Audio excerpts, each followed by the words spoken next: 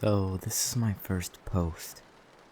I only found out about this a few years ago.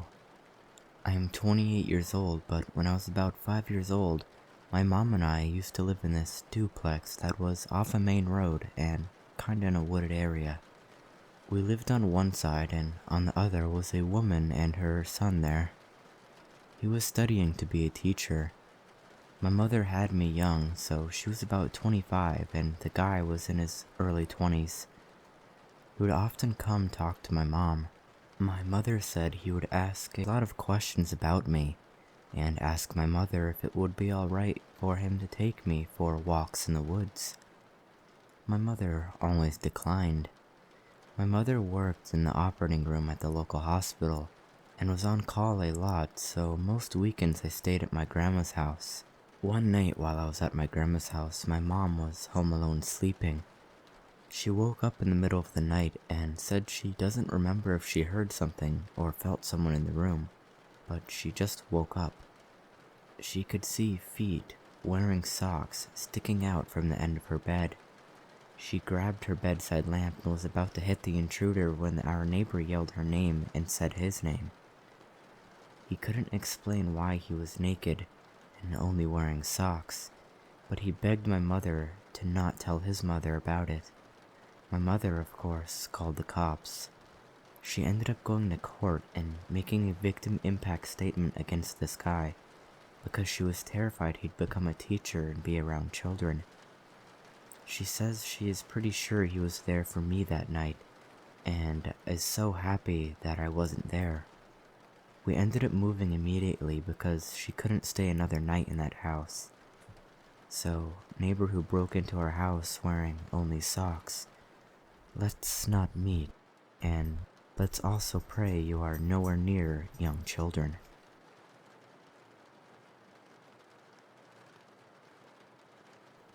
So, I'm a first-time poster here. A little backstory. I've been a stay-at-home mom since 2012. This fall, my youngest started kindergarten. I have 2 girls. So it was mid-morning. Both my girls are at school and I'm laying on my bed reading a book.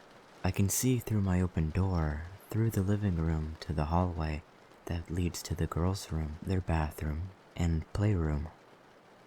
I hear a noise and look up to see a middle-aged white male with blue gloves, like your bugman would wear, walk in my garage door.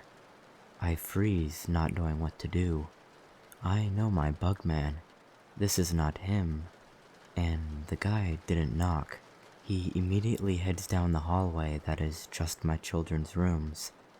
I call my husband. I have no idea why I didn't call 911. My husband calls the police and his brother who lives 2 minutes away. He must have gone to the playroom because maybe a minute has gone by. I'm going for a weapon and I hear my dog start to growl. She sleeps under my girl's bed during the day. And so I yell, "Here, Belle!" And the man comes out to the right where the garage door is at the front of the hallway. And my lab, Belle, runs to me in the room. He stutters out no one is supposed to be home. And I say my husband is on his way now, and he mutters something as he exits the garage. I'm totally freaking the F out, but I get up, and out of all the things I grab, I get a Maasai tiger stick my brother-in-law brought me home from a missionary trip to Africa, and run out after this dude. There is no car, and he's gone. And my brother-in-law and the police pull up at the same time. Not a minute after the guy made his exit. I told them I was fine. He was a bugman who got the wrong house.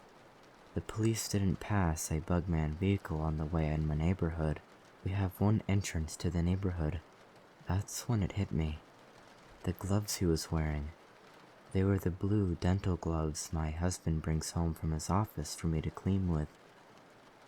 They sit on the table right beside the garage door before you walk in.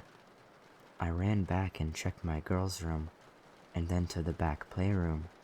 The playroom window had been unlocked on both sides.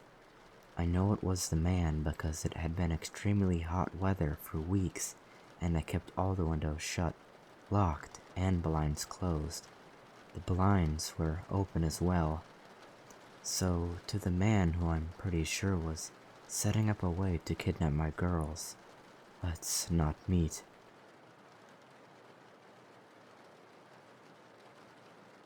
I walked into the bathroom at my community college, and there's another guy in there, and he's at one of the 2 urinals. I walk in and step up to the other urinal, and from the moment I walked in to the moment I unzipped my pants, this guy was staring at me. In my head I thought, maybe this guy is on the spectrum, because our college has a lot of students that are special needs, and is a great place for them to get a degree and has some really good programs to work with them.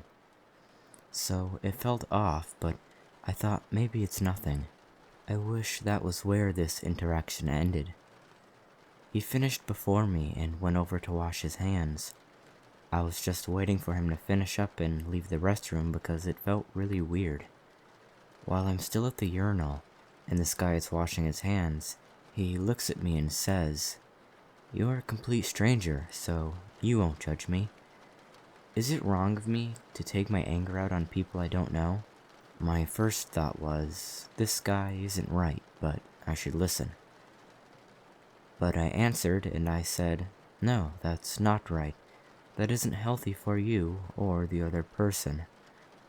He answers, "That's the conclusion I've come to as well. Thanks." And then he turns and walks out of the bathroom without even drying his hands. I don't know about that guy. I have a bad feeling about him, and I don't know what to do about this situation. So, bathroom guy, I hope you get the help you need, but let's not meet again. Edit. From all the replies, it seems most people are just as confused as I was. Some say this guy could have been dangerous or unstable. That was the kind of vibe I initially had. Some say this could have been a question someone with a mental illness would ask, not aware of social norms and with no ill intent. That could very well have been it too. Personally, I hope it was the latter. And I hope I don't see him on the news for doing something horrible one day.